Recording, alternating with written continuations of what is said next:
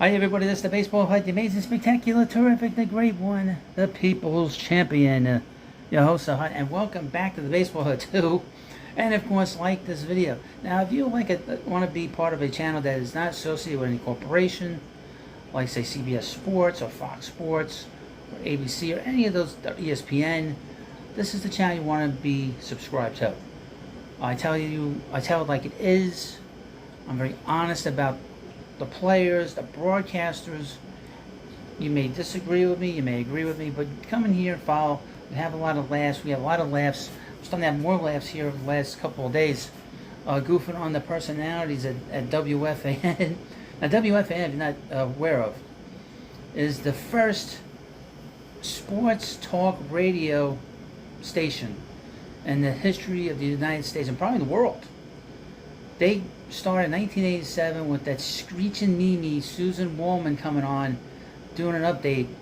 And really, other than Steve Summers and Mike and the Mad Dog and I Was in the Morning and Tony Page, the rest of it is... And I can't believe Richard Neer's still on the air. Now, if you're watching this channel and you're hearing about some of these names, you're like, well, Richard Neer, just do me a favor. If you're tired, you want to go to sleep, listen to him for about 5 minutes. He'll put you to sleep. And he's still on the air. I don't know how. But anyway, they don't have their best working there anymore. Mike and the Mad Dog is gone. Iams is gone. May he rest in hell. But all these people now they're just corporate people. You see the athletes are there. You got Tiki Barber, knows nothing about baseball. You got Boomer Esiason, who knows nothing about nothing, just starts trouble. Is the sort of the errand boy of Jeff Wilpon and the errand boy of Dave Portnoy whenever they need to have Steve Cohen attacked, and they have, of course, Gio that helps them. They may be called Boomer and Gio, but it's really Norman and Greg. It's a great name for a sitcom, Norman and Greg. Dharma leaves... Remember Dharma and Greg? Well, Dharma leaves Greg and Greg meets Norman. You could take that joke any way you want to take it.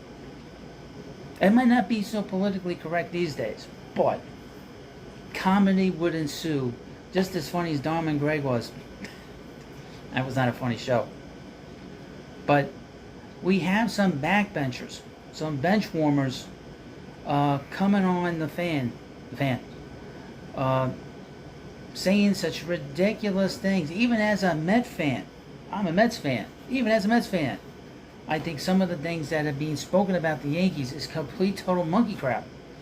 All the Yankee fans that are on the fan, cannot handle the Yankees not being good this year, to where they're saying ridiculous things from the very scary part of WFAN.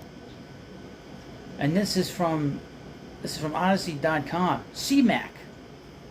Yankees are not a special franchise anymore. From the mental ward known as WFAN, and one of the more... Just take a look at the pictures that I have posted here. You can come up with your own thoughts about these kind of pictures. Chris McMonagle believes many Yankee fans have been too angry in recent years, given the team's consistent play of appearances and winning records. But he also doesn't want to hear about the mystique and aura of the Yankee franchise, considering it hasn't been part of the team's identity for a long time. Since 1964. The Yankees have been special for 6 years, C-Mac said. Everybody has to have a nickname on the fan. There was a 6-year window from 96 to 2001. If you want to throw in 2003, but to me it ended in 2001. Didn't they go to the World Series in 2002? Then they went on to lose for a while. They had winning seasons every year for 30 years. It's been a long time before that. It was a long time. There were long stretches with George Steinbrenner as owner, by the way. You know, we're talking about 60 years here, Chris McMonagle. I keep hearing about a once proud franchise. They never had losing seasons before. Don Manley's career was in seasons like this. The Yankees had a magical run in the late 70s and late 90s, but aside from that, they haven't been the staple of sustained championship dominance that they were for the first 60 years of their existence. In fact, the Yankees have won 7 titles since '62, after winning 20 from 23 to 62. I would mention there was no baseball draft.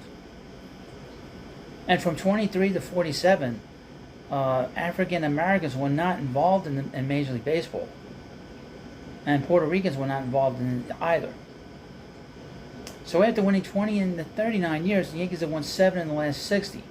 That isn't much better than the Cardinals, who have won 5 since '62. The Red Sox have won 4, the A's 4, or the Dodgers 4. I mean, they're at the top. They've won the most since that time. So aren't they like the most successful team? In between the Yankees' titles have been some putrid stretches, including the late 60s and the early 90s. From 65 to 72, and 89 through 92. That's not terrible. What the hell is he talking about? No question, Yankees have been consistent contenders over the last 30 years. Never enduring more than one bad season. But C-Mac says it's no longer accurate to consider the franchise a god among mortals. Whoever said that? This guy is, very angry. Looks very angry. This year is ugly, but we act like it's never happened. But it's amazing we've gone 30 years without this ugly of a season. Most of the fans, a good number of the fans, folks, have not seen the Yankees lose. A lot of these kids that were 5 years old when the Yankees first won, they've never seen a bad Yankee team. So a whole generation and a half have not seen the Yankees bad. So really bad. We're not talking about not making postseason. They've done that a couple of times, but not be this bad. Not seen this in a long time. But this is just another talking head on the fan, who is just desperate to get work, desperate to get people to sort of talk about it, which I've done here. Looking at some of these pictures, I think of that song, that Talking Head song. The Psycho Killer. This is what he reminds me of. I don't know why. You can come up with your own jokes for this. I got to be a little careful with him. If I see him coming down the dark road, I better hide behind a tree, or hide under a car at this rate. Oh my goodness. That looks like a very happy guy. Very, very happy. Very happy indeed, I gotta say. And he sounds happy reading these quotes. Very, very happy. Not a lot of smiling around this guy. Well, I hope we had a good laugh at this video. Try to do my best. Try to make it unique to these different personalities on the fan. That's what they do. What I learned this from Imus. That's all these clowns do when they talk about when everyone on the radio. You want to get drunk? Just listen to how many times they say on the fan, and you'll get drunk. You'll get drunk in the first 10, 20 minutes on the fan. I guarantee it. Guarantee it.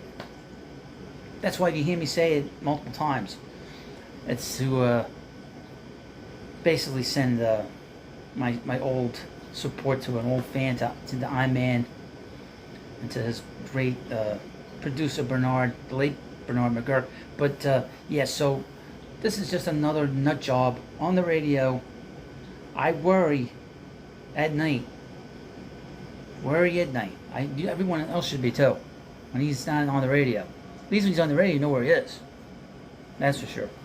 Well, you let me know what you think about this video. Of course, please subscribe to the Baseball Hut too. Thank you, and I'll see you later.